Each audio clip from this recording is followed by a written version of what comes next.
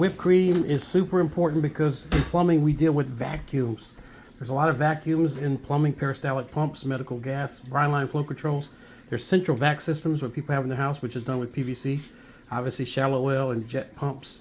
Dentist office have suction line, water powered sump pumps, and pressure switches for verifying the flow of the air.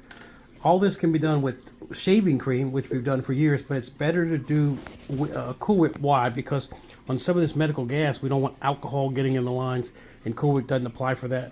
So it's a good idea to get your shake going and use the Cool Whip responsibly for when you're trying to find leaks. And obviously, if you need any help with this stuff, call the shop, we'll hook you up.